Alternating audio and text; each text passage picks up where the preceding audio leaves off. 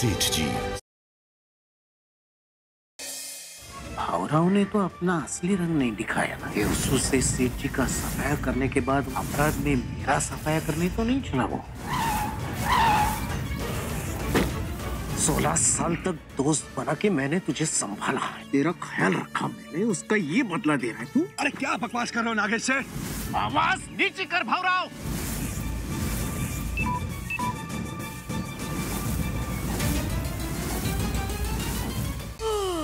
लगता है आपको नींद आ रही। मैं इस कमरे में अकेला ही सोता हूँ, आप भी यहीं सो जाइए। हमारा देवसू अमावस की अंधेरी रात में डूबता ही जा रहा है। मुझे उस अमावस की काली रात में एक जलता हुआ दिया दिख रहा है, एक ऐसा दिया जो अपने रोशनी से पूरे देवसू को रोशन कर देगी। सही कहा तुमने देवी, अब नहीं, इस बार हाथ आई हुई बाजी मैं जाने नहीं दूंगा। मुझे दवाई चाहिए, छोड़ो मुझे, छोड़ो, छोड़ो मुझे, दवाई चाहिए मुझे, छोड़ो। मुझे मेरी अपने आप पे काबू करना होगा। सेठ जी, मैं ऐसे हार नहीं सकती। सेठ जी, जाओ।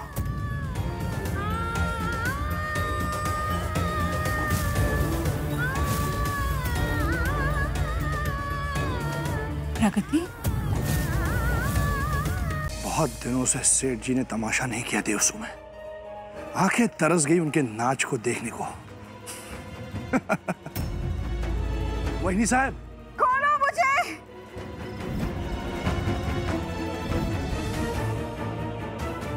तीन मिनट हो गए। डॉक्टर साहब ने कहा था कि 4 मिनट तक ये अटैक खत्म हो जाना चाहिए। दवाई ला दो, मुझे दवाई ला दो। लगता है मुझे डॉक्टर साहब को एक बार यहाँ बुलाना ही होगा। दवाई ला दो, मुझे दवाई ला दो। देवी, दवाई चाहिए। लगता है मुझे डॉक्टर साहब को एक बार यहाँ बुलाना ही होगा।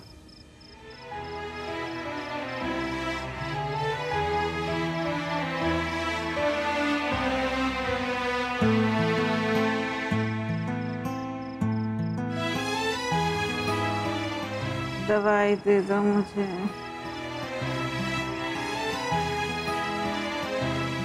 दवाई दे दो, दवाई, मुझे दवाई दे दो।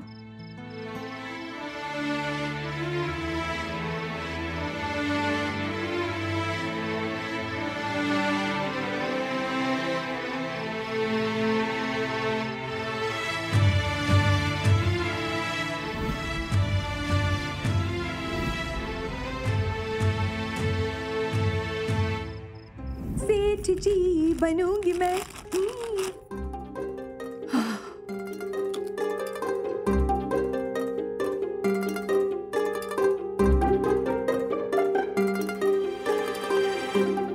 अरे शर्म करो देवी, ये क्या बचपना लगा के रखा है? सेठ जी की दवाई पीने का समय हो गया है और तुम यहाँ पे खाना ठूस रही हो। वही तो जा ही रही थी मैं। पता है, धूप में जाना पड़ता है, वहां ताकत तो लगती है ना। हाँ, लेकिन आपको क्या चिंता ही नहीं है मेरी।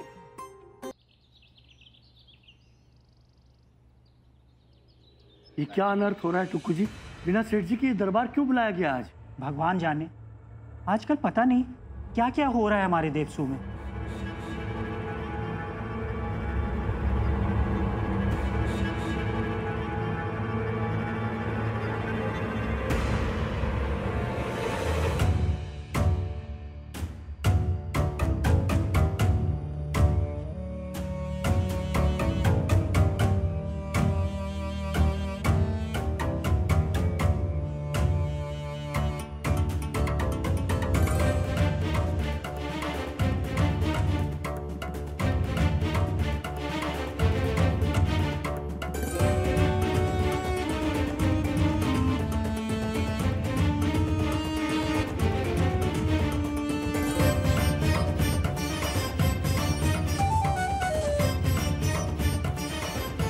भावराव सेठ जी की गद्दी पे बैठने वाला है।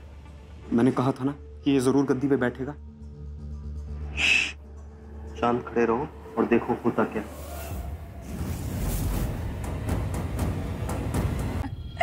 आज तेरी भावराव काका ने दरबार में कितनी अच्छी बात कही ना। कितना अच्छा सोचते हैं ये। काश सेठ जी साहब ये पहले ही कर देती, तो आज हम पर ये नौबत ही नहीं आती, है ना उत्तरा? लो, आ गई महारानी। अरे वसु, कभी कभार तो आकर रसोई में ध्यान दिया करो। अब बेचारी उत्तरा अकेली कितना काम करेगी दिन भर? हाँ, उसकी मेहनत की भी तो कदर होनी चाहिए ना किसी को, क्यों?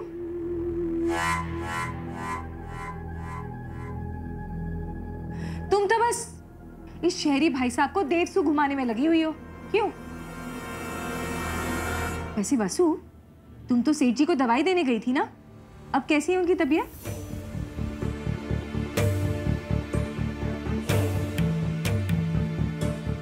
अब क्या बताऊं काकू, उनकी तबीयत दिन ब दिन बिगड़ती जा रही है। वो निशान, वो तो पहले हाथ पे था और अब तो पूरे शरीर में फैल रहा है। अच्छा,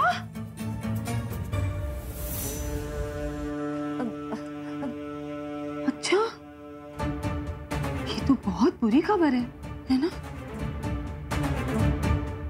मतलब वो जहर अभी असर दिखा रहा है? हाँ काकू, मायरी के सारे बाल भी झड़ रहे।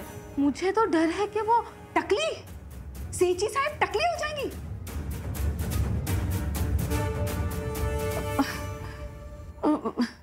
अरे ये तो सचमुच बहुत ही बुरी खबर है।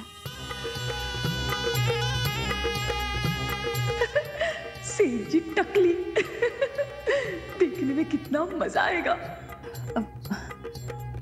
वसु, चिंता मत करो, हाँ, सब कुछ धीरे धीरे ठीक हो जाएगा। हाँ। क्या हुआ?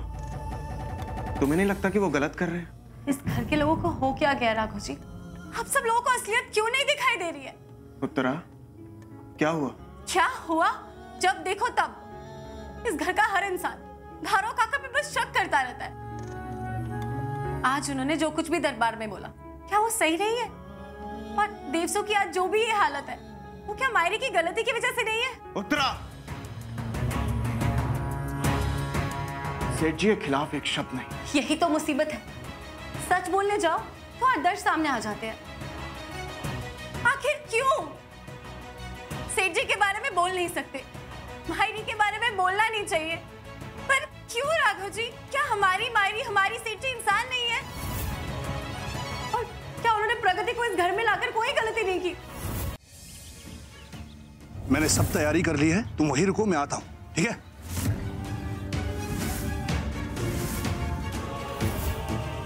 बचाई कौन है देवसू पे? अरे वो सेठ जी को तो मैंने ठिकाने लगा दिया। अरे उसके तीनों बेटे और उस गौरी को ठिकाने लगाना है। तू मारेगा सेठ जी को, धोखेबाज?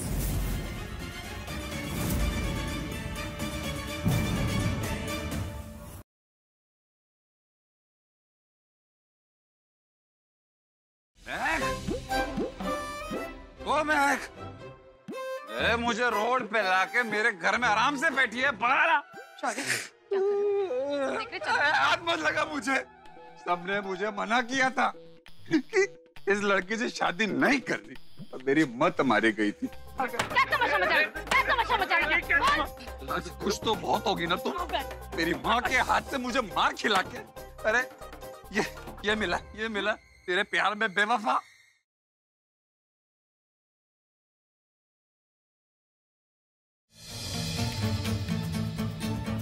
तो ये कारण है जो तेजस्विनी दीदी प्रेम से शादी करना चाहती है। दीदी धर्म सिंह जी से फूफा जी की मौत का बदला लेना चाहती है।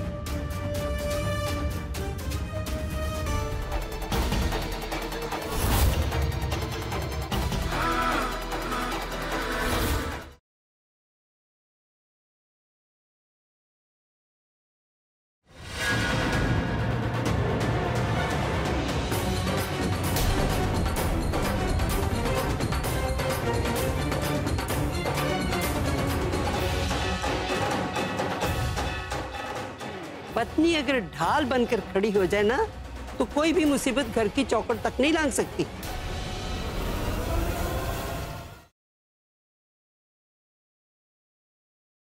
एक्चुअली काम वो ये था कि कल मेरी एंगेजमेंट है और उसके लिए मुझे मैरिज हॉल बुक करना है। इनफैक्ट मैं एक्चुअली किसी और मैरिज हॉल में गया था, लेकिन वहाँ पर अवेलेबिलिटी नहीं है। इतने शॉर्ट नोटिस पे कोई देता नहीं है ना, तो दैट्स द प्रॉब्लम। तो मैं एक्चुअली ये 60,000 रुपये और मुझे 2 दिन के लिए हॉल चाहिए। नालो, मिस्टर कुमार, कल के हेडलाइंस के लिए मेरे पास एक इंटरेस्टिंग न्यूज़ है।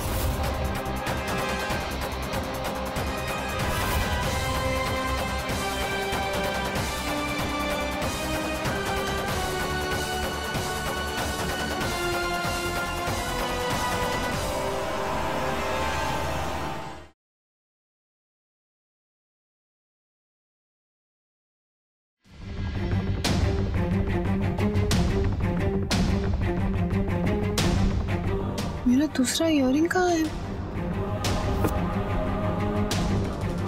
दूसरी सैंडल भी गायब है।